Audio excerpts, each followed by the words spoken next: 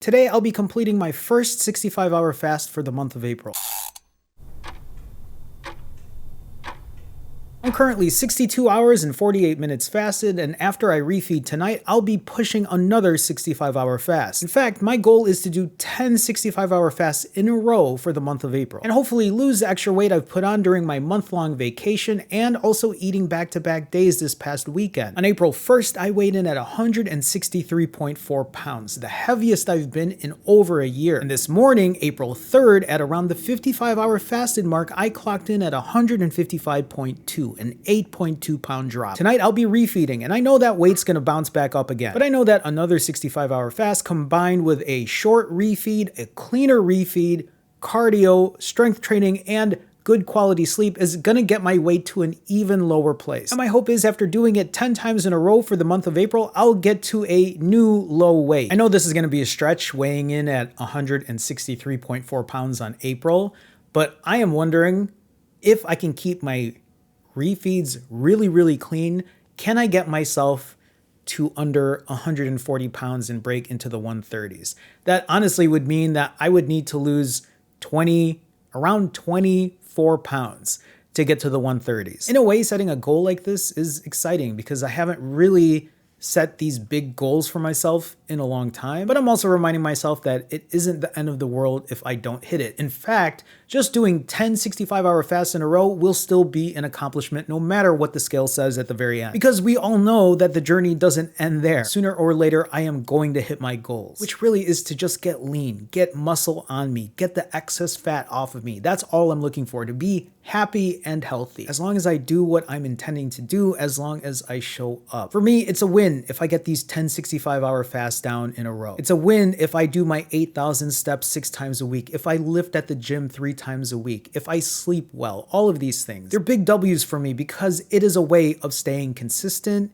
being constant about what I'm doing, being mindful about what I'm doing, being aware of what I'm doing. Every day that I accomplish any of these things is a win in my book. That's why when I have bad days, that's why when I'm not doing what I should be doing fasting-wise or exercise-wise, I know that I can still implement other things outside of just one particular thing. This is a really good reminder for any of you to not just focus on fasting. Sure, apply fasting where you can, when you can. You know that if you take a break from food, you will lose weight. When I think about it, back on February 14th, when I went on vacation, I was in the low 140s. I think I was around 143 pounds. And then on April 1st, I was right at around 163 pounds. So about a 20-pound gain. Now, I'm pretty sure it wasn't 20 pounds of fat from February 14th to April 1st, which is, well, about a month and a half.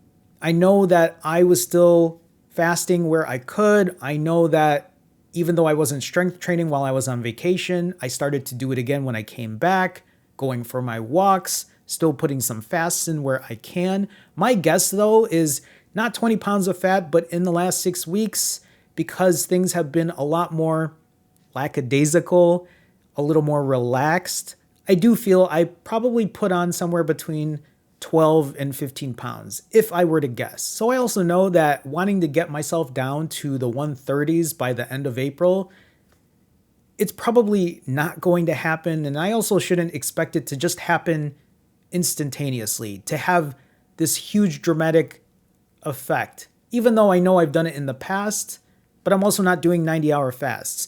If I was doing 90-hour fasts, I think the goal would be a little more reachable, because I think the X factor here is how I refeed for the next 10 refeeds for this month. Tonight is going to be the first test. My goal tonight when I break is to really start limiting my calories. I usually eat somewhere between 5,000 and 6,000 calories to feel satiated, and I think at least this time around for this first refeed here's what I'm thinking, is to not get myself over 4,500 calories. I am absolutely going to track my calories tonight. On top of that, I said, okay, if I eat 4,500 calories max, I'm gonna make sure I get at least 270 grams of protein in and 70 grams of dietary fiber in. If I eat less than that, then I don't have to eat as much protein or fiber, but I'm gonna try to keep the ratio up there. I've been doing this for over 500 days now, for over a year and a half, I think. And for going that long, I need to continue optimizing. I need to continue working on my other levers. I know I'm good at fasting. I know I can do 65s. I know I can do 90s if I really wanted to. But I think the one thing I've been avoiding for a while now is, even though my eating has become cleaner, I know that I can clean it up even more without resorting I don't know why that sounded without resorting to fasting for a longer amount of time. My hope here is I can not only just do 65-hour fasts, but I would love to be able to do 42s. I would love to be able to eat every other day if I can control my diet. I have the exercise part down. I have the fasting part down. It's the diet that's the hardest part for me. And I think being accountable in this way, showing exactly what I'm eating, at least for this month in April, I think will be helpful for me to see if I can actually get the weight down at a quicker pace without having to fast for as long. I think somebody asked recently in the comments why I should do this. Why am I paying attention to the diet if I know the 65s work?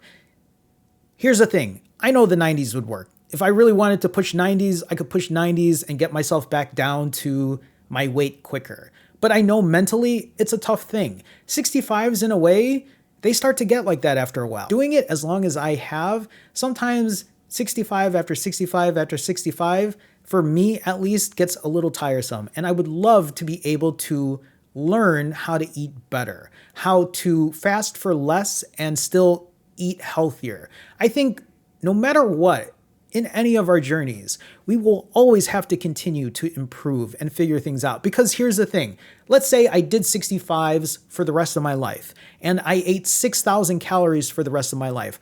I also think myself, as I get older, as things change, I probably can't keep that pace up. Eventually, I think eating that many calories will catch up to me. There's probably going to be a moment where I won't be able to eat like that and keep the weight off. I probably will have to work harder as I get older. And I think that's just a fact of life. So I figure, why not try to continue working on myself? Why not try to better myself with where I'm at today? Honestly, that's really what it comes down to at this point. And it makes me happy to know that I can be excited about it, that I know that I am continuing to work on myself. And this is what we call imperfect consistency. Today is day 515 of my journey, and throughout this entire journey, has there been no part of me that has stopped and started over or walked away? Has it been perfect? Absolutely not. Has it been tough for me stepping on the scale and seeing the weight go up? Of course. Does it suck not being able to fit into my smallest clothes right now? Absolutely. But imagine where I'd be today if I just completely walked away from everything. If I stopped my prolonged fasts, if I stopped my mindful eating, if I stopped exercising, if I stopped sleeping well, if I stopped caring. That's the difference. I show up every day. No matter what the scale says, no matter what people think, no matter what people say in the comments, I show up. Instead of starting over, I get back up. I implement damage control, I stick to my routine, I keep up with my healthy habits. And with that being said, you should too. If you told me in my earlier video that you were going to be part of this accountability challenge for April, I fully expect you to show up in the comments. Tell me how you're doing. No matter how good or bad, show up for yourself. Do something consistent. Remember, if your goals didn't align to what you intended to do, that's okay. All it means is you practice imperfect consistency and you go again. You hit your fasting timer, you cut your refeed times, you make better decisions eating-wise. You get extra steps in, you implement a new strength training protocol, a new bedtime routine, or a better way of eating. You are constantly and consistently working on your weight loss levers. That's what'll break you from this starting and stopping cycle, this all or nothing mindset. Stop starting over and start doing. Keep pushing forward. If you need additional help when it comes to fasting, weight loss, or accountability, you can check the link in my profile, my bio, or in the video description for one-on-one coaching with me. Let's do this together. We got this.